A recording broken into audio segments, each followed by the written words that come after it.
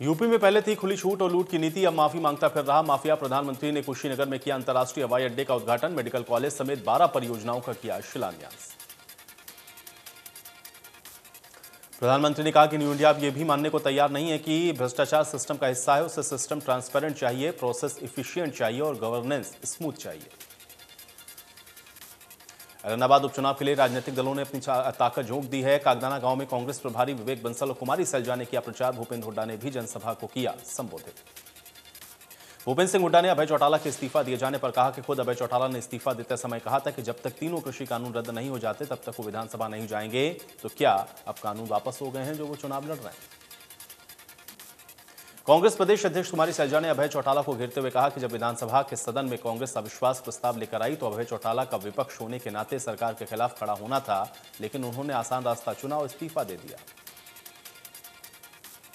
पूर्व शिक्षा मंत्री गीता बुक्कल ने कहा कि कृषि कानून पूरी तरह से किसानों कृषि विरोधी हैं। यही वजह है कि अनेक संगठनों विदेशों में भी इन कृषि कानूनों को खत्म करने के लिए किसानों का समर्थन किया जा रहा है।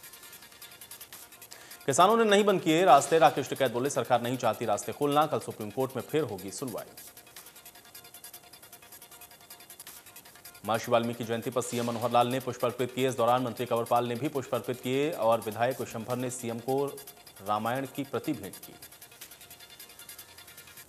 मैनगढ़ में खाद न मिलने पर फूटा लोगों का गुस्सा। अटेली में जबरदस्ती खाद के कट्टे लेकर भागे लोग, कैमरे में कैद हुई लूट की तस्वीर।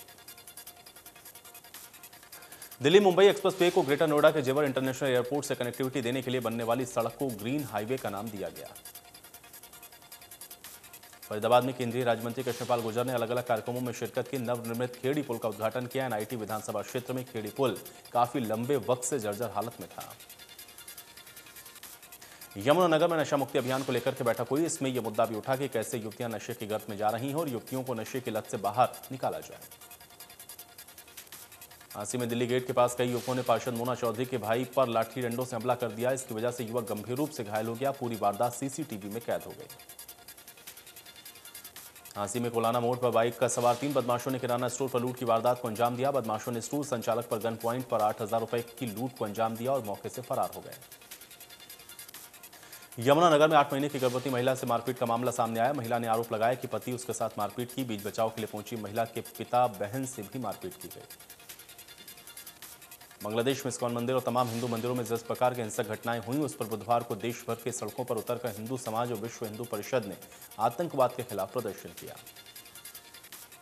फरीदाबाद में डेंगू के मरीजों का आंकड़ा 173 पर पहुंच गया। इस दौरान स्वास्थ्य विभाग डेंगू पर काबू नहीं कर पा रहा है।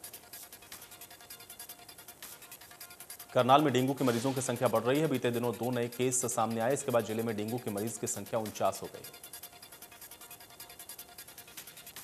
देश में कोरोना के खिलाफ जंग जारी है। इस समय देश में अब तक कोरोना वैक्सीन की 99.2 करोड़ डोज लगाई जा चुकी हैं। स्वास्थ्य मंत्रालय ने बताया कि 1-2 दिन में 100 करोड़ वैक्सीन की डोज लग जाएंगी। वहीं अब तक 51 करोड़ से ज्यादा पुरुष और 47 करोड़ से ज्यादा महिलाओं को वैक्सीनेट किया जा चुका है। देश में कोरोना के 14,933 मामले हैं। 199 मरीजों की मौत हुई है। एक्टिव केस 1,71,000 के पार। महाराष्ट्र में कोरोना के 1,638 नए मामले, 49 मरीजों की मौत, 65,94,000 से ज्यादा कोरोना संक्रमित। केरल में 6,676 नए मामले, 60 लोगों ने गंवाई जान, 48,60,000 से ज्यादा कुल कोरोना संक्रमित। हरियाणा में कोरोना के 9 नए मामले, कुल संक्रमितों की संख्या 7,71,000 के पार। बॉलीवुड एक्टर शाहरुख खान और गौरी खान के बेटे आर्यन खान की मुश्किलें थमने का नाम नहीं ले रही। आर्यन खान की जमानत याचिका खारिज कर दी गई।